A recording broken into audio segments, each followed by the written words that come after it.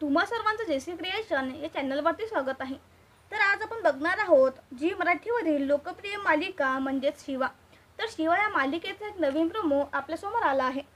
तर या प्रोमोच्या सुरुवातीला आपण बघतो की शिवा आणि आशू घरी परत येतात। तर त्यांचं स्वागत करायला सीताई ताट घेऊन दारात उभी असते। तर हे सगळं कीर्तीला आवडत नाही। मग शिवा आणि आशू दारामध्ये उभे असतात।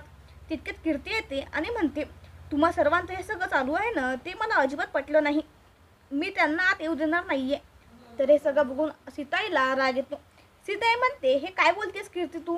यावर मग कीर्ती आशूला म्हणते, मन वर करून घर सोडून गेला होतास ना, मग आता कशाला आलास परत?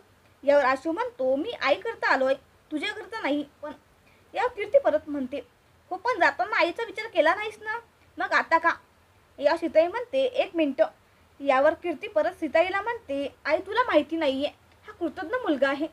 मग सीताई म्हणते, कीर्ती चुप बस।